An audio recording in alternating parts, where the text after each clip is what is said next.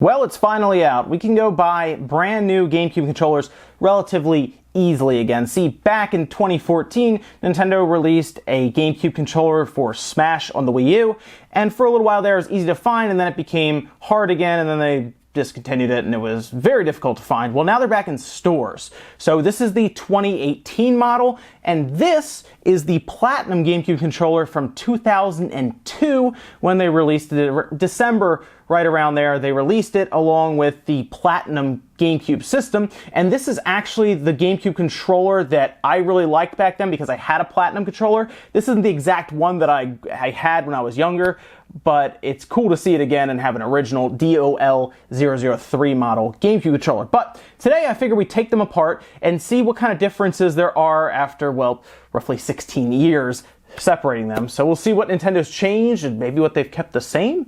It's interesting. Also, people were asking, and figure we'll take apart the little GameCube adapter for the Switch as well while we're at it. This I actually bought at the same time as I picked that one up, so just a little bonus there. I guess right away I'm gonna address the drifting issue with this controller. A lot of people have talked about this. They've said that when they got it, there was weird dead zone issues where the joystick wasn't quite centered. So when you do things like you go to the main menu of Smash Melee, you'll have the hand that you pick characters with just kind of drift up constantly. So there's always like this weird lean towards up. Now, I plugged this one in, I used it with my GameCube, this one here, and it worked fine. I didn't have any drifting issues. Now, that doesn't mean they don't exist, and they're not out there with these controllers, but that does tend to happen at times with different controllers. There's Joy-Con drift, there is PS4 controller drift, there's Xbox, there's drift for like all controllers. It's very possible those could have been defective ones, in which case you should return it and get another one, because as far as I can tell, I haven't seen any myself or noticed it. I played Smash Melee, as you're seeing here, and even on the character select screen, I had no problem. In the game, I also didn't have an issue. Also, quick aside, I like this little adapter here from Eon that I'm using, EON, and that actually allows me to run HDMI straight up from the digital port on the back of this GameCube to my TV, or in this case, my monitor. It's a very cool device, works really well. I actually met these guys at Too Many Games, and they're pretty down-to-earth gamers who wanted to give us a way to play GameCube games through our original hardware on the TV. Castlevania usually keeps this in stock, and I'll leave a link down below if you want to check these out. But I think it's worth it for anyone who's like a GameCube purist. I've seen Smash Pro players even talk about how this is like legit. So I think it's pretty cool, definitely for a casual GameCube gamer like myself. Okay, so we have our two controllers here, the Platinum and then the 2018 black GameCube controller. I guess first we'll start with weight, as a lot of people were curious about the weight differences between them. They both have rumble motors and everything. This one will rumble just like this one will, which is great. But let's actually get an exact rating right here in real time as to which one weighs the most. So we'll start with the Smash controller from 2018 this year. We're gonna weigh that in ounces, make sure you guys can get kind of an idea there. This one is weighing just under 7 ounces at 6.93 ounces. So let's jump over to the Platinum legitimate one, the one from way back in the day. Actually, they're both technically legitimate. This one weighs just over 7 ounces, 7.07 ounces. So again, we go from this guy at it kind of varies, obviously, 6.92, 6.93, 94. It's right below 7 ounces, whereas this one seems to weigh in above 7 ounces, almost 7.1 ounces. So there is a weight difference there, but it's not like massive or anything. You can feel it though, which is kind of interesting. You can feel that this one is lighter, and a lot of people have noticed that, but not that much lighter. So there you go. It's not a massive difference. I think the big difference though is the plastics. It's not the same plastic for both of these.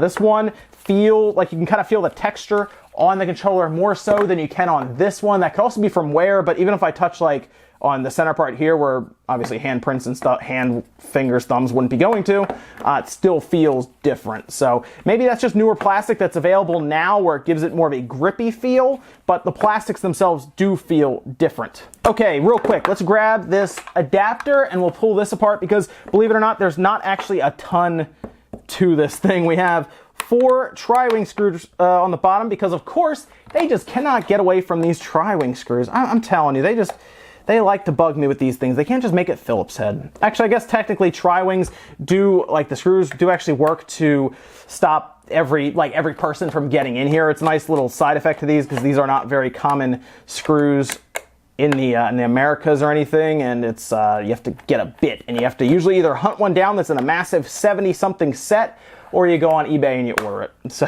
that's kind of your options. But fortunately, there's only 4 on the bottom here, so we unscrewed. There we go. And that guy just pops right out. And this is our setup here. What's interesting is this is, I believe, a plug-in. So it actually is modular, that cable for these USB plugins. But it's pretty straightforward. There's really nothing crazy going on in here. It's literally a GameCube to USB, and I've actually seen these in third parties done as well. Not to this extent outside of Mayflash, but like the standard ones where you have like a USB and then it goes to a GameCube port for one. So these are not insanely difficult to put together or anything. And I know Nintendo sells these for what, 20 bucks? If you can find them, of course, straight up, which they're now in stores, so I would go get them now. I'll actually link this and this GameCube controller that I'm checking out for 2018 down below, because last I checked they were still on Amazon, and based on what happened before with the older one, you might want to pick one up sooner rather than later, just because when they go away, they really go away. Okay, so now that that's done, let's open up these 2 controllers, and I'm actually going to flip them over and open them up at the same time so we can point out any differences or even similarities, because I'm hoping that there are more similarities than anything else here as we go through, since I really do like the GameCube controller for the GameCube games, and the fact that I can buy a new one here for my official GameCube, my original system, is so cool. It's awesome. But when I was playing with it, honestly, it felt very, very similar. The stick is a bit tighter, and that's, of course, because there's less wear on it, as opposed to this one that's like 16 years old, just about. So that at least makes sense. But buying a brand new GameCube controller, opening it up, is just, it's something else right now to have that, be able to do that in 2018. Let me get both these backs off and we'll see what we get at first glance. Okay, so we have both the backs off here.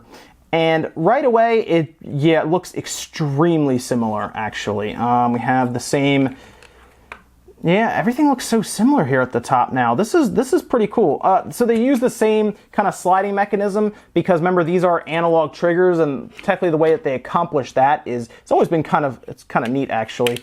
The way that they make that work, this screw, is they have these shoulders kind of set up on the back here, so that as you press down, it actually moves this slider down right here. And then when it gets to the bottom here, that's when you get that kind of that click, is when it's actually pressing a button that's technically set up down here. So that's how all that works. That's why it was such an interesting controller at the time. And you also get that nice click at the bottom too, if you remember that. That's generally this guy here, which is, there's a membrane in there, actually clicking down and getting that nice click at the bottom when you press down on this button board here. It was kind of a cool idea the way they did it. Just when you put this back together, you want to make sure these guys are at the top, because they're not actually spring loaded at all. So if you decide to open up your controller and do maintenance, you want to make sure both of these are at the top to kind of line up with the spring loaded shoulders at the top here. You can also clean these by taking this apart here as well. There's 2 screws, and then this can come out as well, and you could throw them in some soapy water. GameCube controller maintenance, I think, is actually fairly important, considering, well, I mean, we have new ones, but these aren't around anymore, so cleaning out your buttons and shoulders and everything is still fairly important to do. Now, looking at this one, you can see this particular one has kind of white plastics that they used in here. So it's not kind of this black plastic that they have. Otherwise, though, it's a very similar setup pretty much all the way around. I mean, even the button boards here are so similar.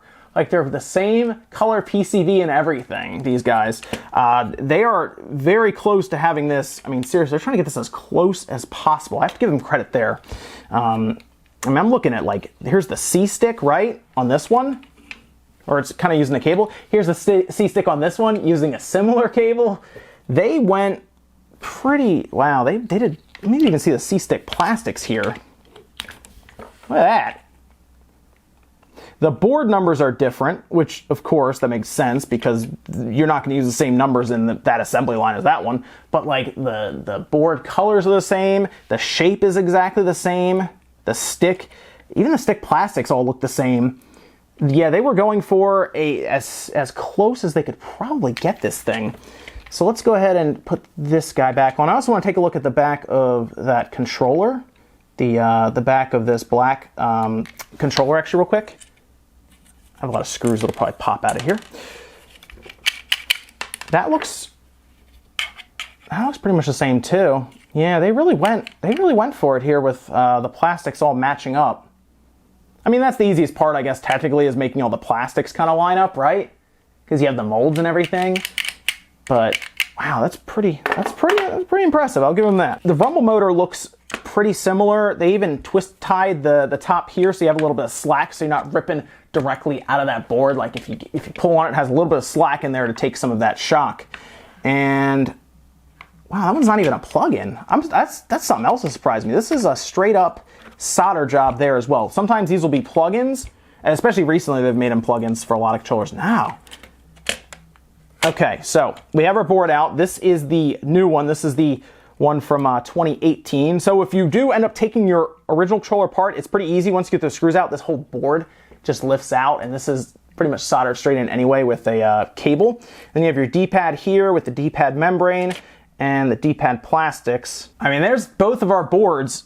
They, again, look very, very similar. I'm trying to look for any small differences at all. I mean, they have the capacitor in the same spot. They have a similar chip, actually. Let me double check this chip because it looks very close, but some of the numbers on there are a little different. So this is a chip that controls the inputs and everything going through. And again, they use the CNT Dole, a few different numbers at the bottom, which might have to do with manufacturing. But yeah, this is a very, very close, almost identical. I mean, I guess I shouldn't expect differently because it's still the same first party manufacturer building it with Nintendo, but this is like as close as you can get when it comes to redesigning and putting out there, remanufacturing an original GameCube controller. So if you're kind of on the fence, you're not sure how it'll feel and everything, outside of the plastics on the outside, this should feel almost exactly like the original GameCube controller that maybe you had when you were younger, or maybe you're looking to replace one of your junky ones that you've cleaned it a bunch of times, just gone through a ton of wear, thousands of hours of smash. I mean, this might be it. This is like, I would get this as soon as you can, because these are $30 and it's brand new and everything feels really good on it. Like I said, the drifting issue is interesting because it looks almost exactly like the exact same stick they have in the standard, but that could have been from a select few. Like, I'm sure the original GameCube controller had drifting at times as well. I'm going to put these back together, guys, and give you my final thoughts. And so that's a look at the 2018 GameCube controller that Nintendo released. One last note I do want to point out, the cord for the new one seems a lot longer, probably roughly 8 to 10 feet. I'm going to go with 8 feet, though, to be conservative about it. But it is a definite improvement to have that. But my real question now is, Nintendo, what do we got to do to get a Wavebird one made? That's something I would definitely buy, even if it was like 50 bucks. Yeah, I mean, the Xbox, Microsoft brought their Duke controller back for like 70 or something. So let's get a Wavebird one. But this is really cool. If you've been thinking about one of these, but you're not sure, get it. It really is pretty much an identical representation of what it would be like to buy a new GameCube controller just now in 2018 from Nintendo even. Pretty cool. Links are down in the description, guys. You want to check these out on Amazon and everything. Thanks so much for watching. Make sure you guys give the video a like if you liked it, dislike it if not, and I'll see you guys in the next video.